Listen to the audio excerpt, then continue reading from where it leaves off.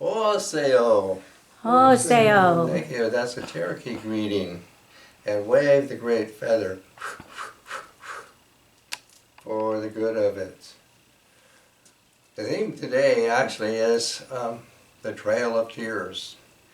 The Trail of Tears was being commemorated yesterday. And how it got started way back in the month of May in the century of 1838. In 1838, by President Jackson's order, the U.S. soldiers invaded in the sovereign country of the Cherokees, Uniunwia, like that, with the intended purpose of evicting all of these people from their homes, from their farms, from their land. So they were evicted at gunpoint, and they were put in stockades, nowadays called detention center, like that. The conditions there, like the detention centers today, were very inadequate, and a lot of people perished at that time.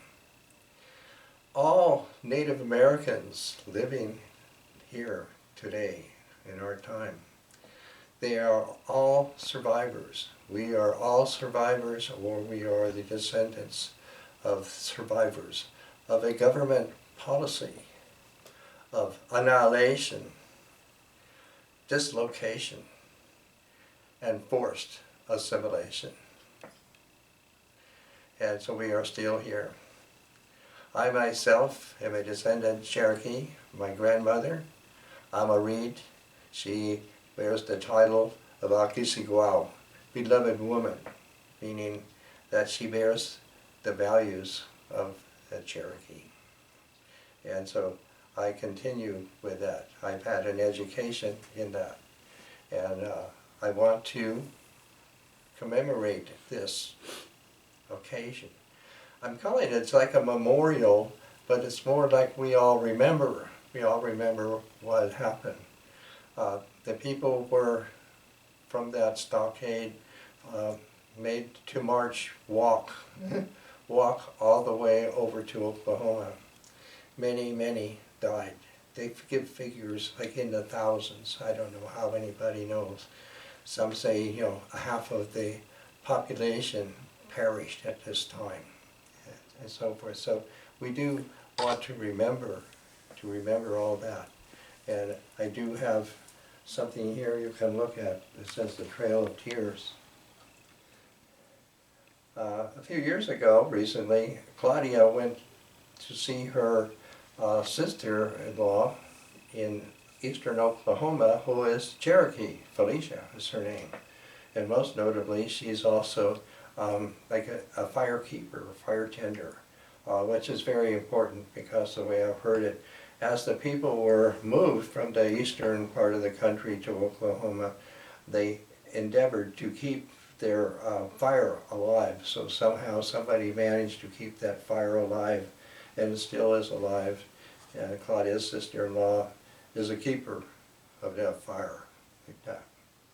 So while she was there, Felicia showed her the markers for the Trail of Tears, and Claudia took some pictures that she sent to me, and it looks like that. So there are, I never even heard of it before that time. So it's amazing to me that this government would even allow people to know the Trail of Tears. But there are many of these kind of signs, so I think that the way it sounds, that there are people who actually take it upon themselves to walk, sections or parts of this Trail of Tears, and so forth. And there's more than one, because this operation of evicting everybody who were Native Americans from that part of the country, different trails. Also, I want to say, living among the Cherokees, exactly, were West Africans. And I don't know what became of the West Africans. Nobody's mentioned anything during all of this. But many African Americans did live among the Cherokee, and also contributed cultural things and senses into the Cherokee culture that have been, now part of the Cherokee culture. And here, you can just look at me for a minute.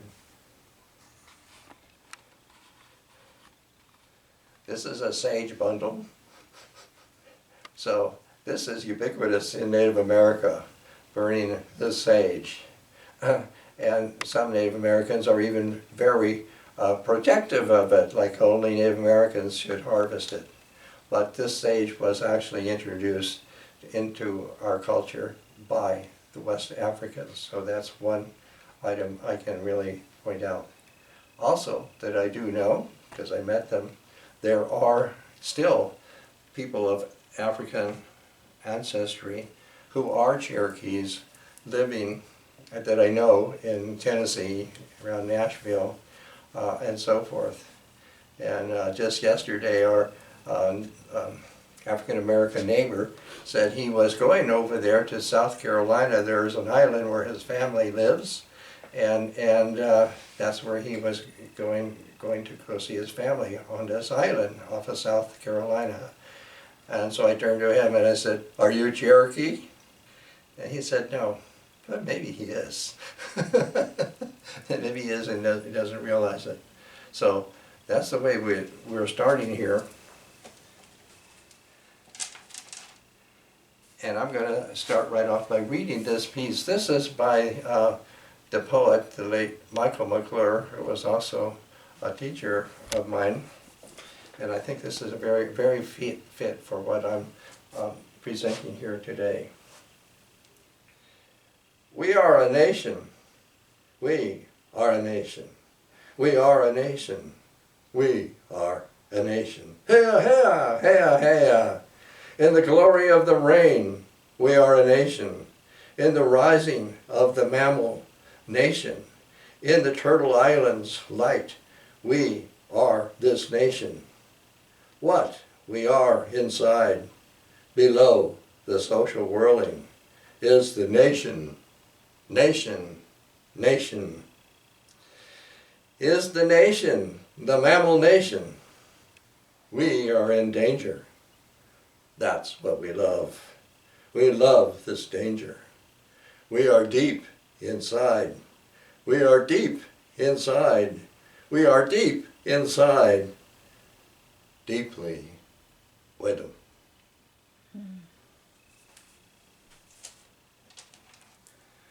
Now for my centerpiece from the Trail of Tears, can you go up here? This is my painting. It's one of my favorite paintings, if I can give it that status among many. This painting, my name for it is Home March. And the way that I feel about this painting and the Trail of Tears, that they're the people as eagle feathers, marching, walking. And below here, these are the red cardinal feathers of Redbird Woman. Redbird Woman ministers to all of us. Oh, like Bayen, like a goddess of mercy there. So all of this painting in the way that it came about and the way I feel about it, I chose to go with my subject today, Trail of Tears.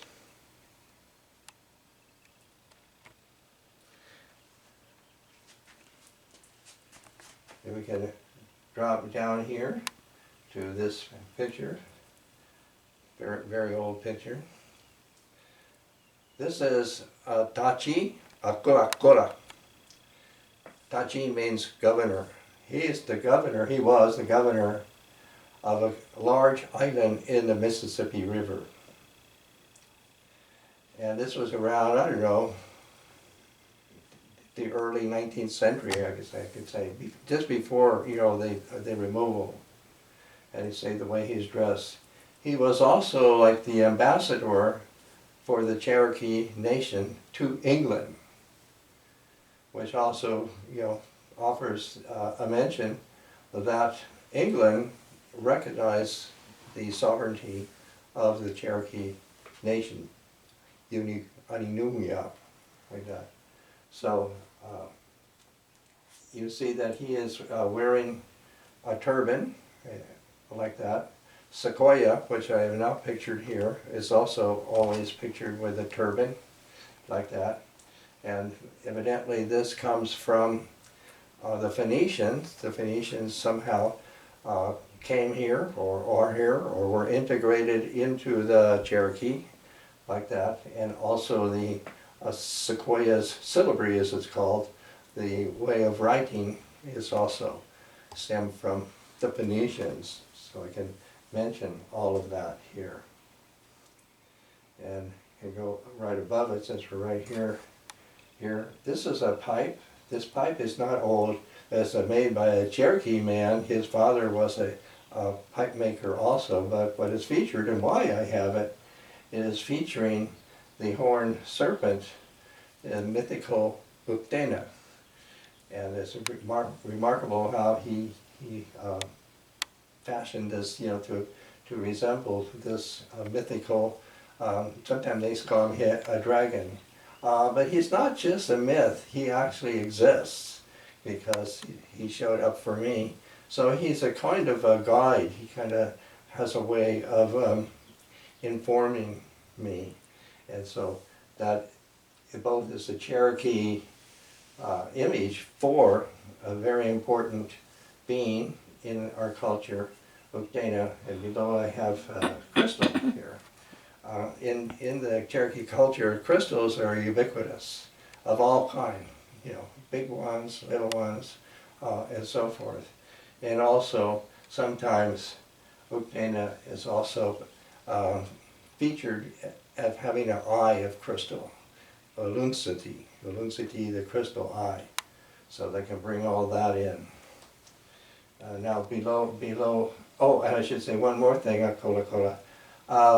the insectologists, I think what they are, the scientists of insects, very recently, because it was published, had discovered in the Blue Mountains back east there, a butterfly that they had not known before. And I used to have a picture of it, I've lost it, but what's notable, the scientists named the butterfly after him. The butterfly is named Akola. Isn't that wonderful? Yeah. So if I had had a butterfly, I would have put it there. And here below him, this is a Cherokee basket. I think it's very old. It's a masterpiece, like that. It's made of the honeysuckle vine. So it's hard to imagine that I could think, I've seen small Cherokee baskets, but nothing like this. So I think that's a real heirloom, and it could be very old. It's lasted so long for being well cared for. Here, alongside of that, I have this elongated figure here. I would say she's like the mother of Native America. In Cherokee, Elohina, the mother of the earth. So I wanted her here, to really fill out our feeling with our country, Elohim, this red earth. Then you go all the way down below here. This is my drawing that I have selected. I really like this drawing for this theme that I'm presenting. What I'm presenting is a feeling and a memory, because all of us do feel emotional about this. I do. And this is the drawing that I want here to be with my feelings about the Trail of Tears. And right next to it, I have a spread of turkey feathers. In the woodlands back east, the Cherokee very much honored the turkey. The turkey are very much larger than the ones that are in this part of the country. They said even like 4 feet tall, like that. But the turkey was very, very important in the Cherokee culture here. And you go right above it, there's a beaver. So that's the other thing that is significant in the woodlands people, is the beaver. And there are stories about the beaver, and the beaver, there's a giant mythical beaver, and all of that. And of course, all of these nations were decimated by the Europeans when they came here. And in front of it, I have, this is a stone pipe. This is from the ancient culture. They call it Hopewell, or they call it Adena. It's around the, up there, the Ohio River.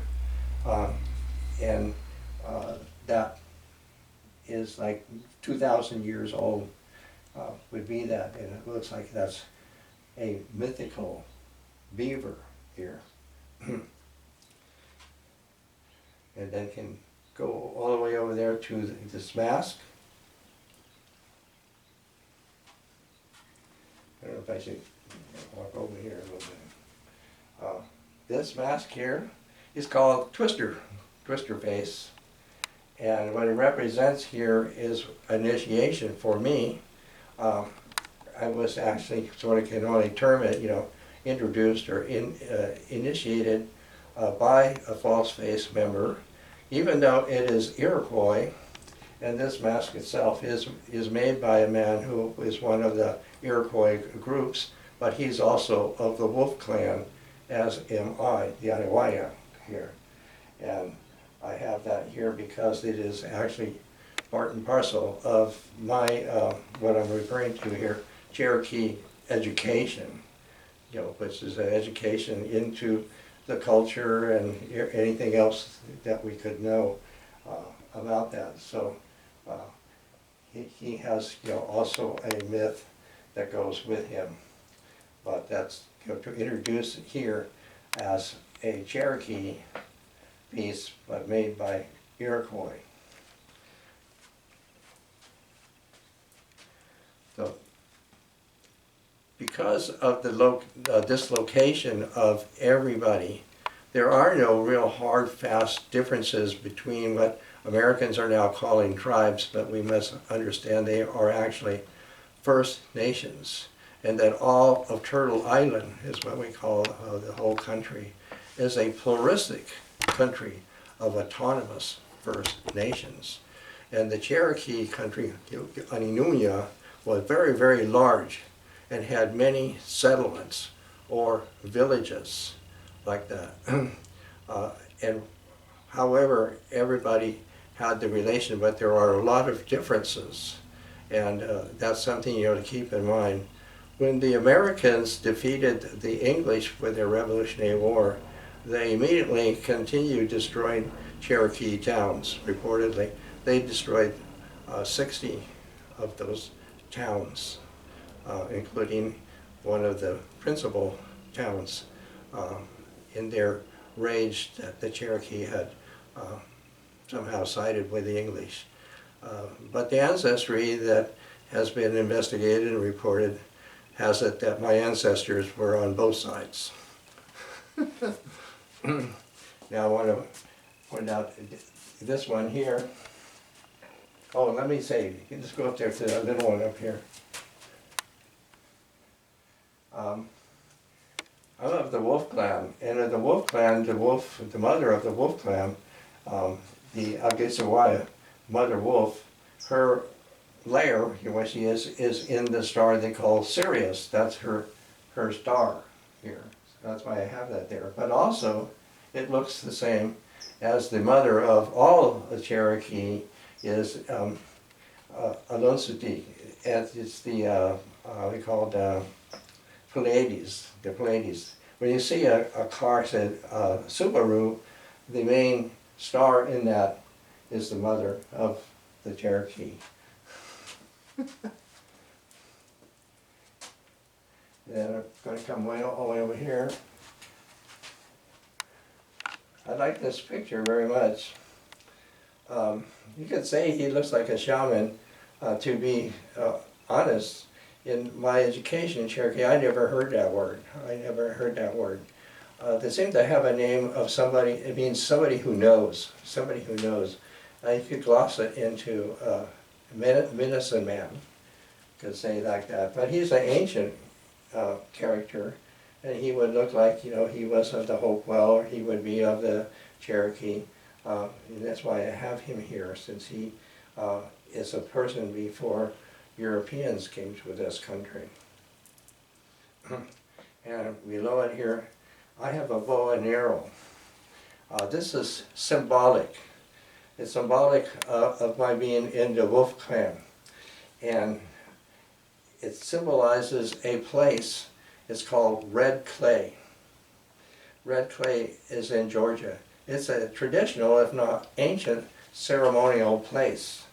And that this bow and arrow, you know, for that significance, has actually been painted with the red clay. And I have this hanging in my house. And of course, I made the centerpiece of that. So this bow and arrow is a symbol for me of being in the Wolf Clan, Yaniwaya, and from the place called Red Clay. Now, lastly, we're going to go all the way over here. This is a picture of the poetess Joy Harjo. We also had a visit of her. We yearly go up to Yosemite to the poetry fair, and she appeared there one time here. I've always thought of her as Cherokee, or Cherokee Choctaw. You know, these things are very, very close together. And in her book, she actually calls herself Muskogee. Muskogee. So what's interesting about that, the name Cherokee is an English name. And the English heard it the way they heard it from the Muskogee. So the Cherokee name from the Muskogee is Chidoki. And that got translated into Cherokee. So she's a Muskogee poetess here, and Claudia is going to read her poem as we finish this honoring.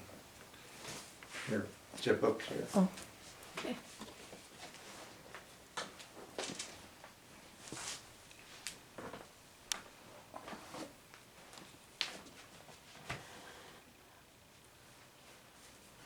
Thank you. Okay.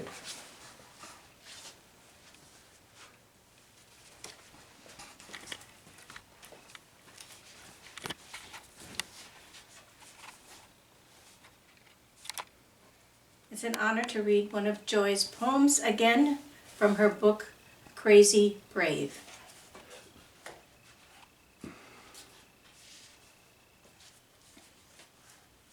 Eagle Poem.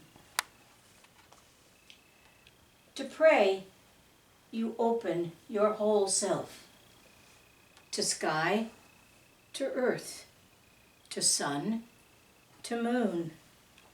To one whole voice that is you. And know that there is more that you can't see, can't hear, can't know, except in moments steadily growing, and in language that aren't always sound, but other circles of motion, like eagle that Sunday morning over Salt River, circled in blue sky, in wind, swept our hearts clean with sacred wings. We see you see ourselves, and know that we must take the utmost care and kindness in all things. Breathe in knowing we are made of all of this, and breathe knowing we are truly blessed because we were born and die soon within a true circle of motion. Like eagle, rounding out the morning inside us, we pray that it will be done in beauty. In beauty. Aho, aho. Show the sign again. Trail of Tears.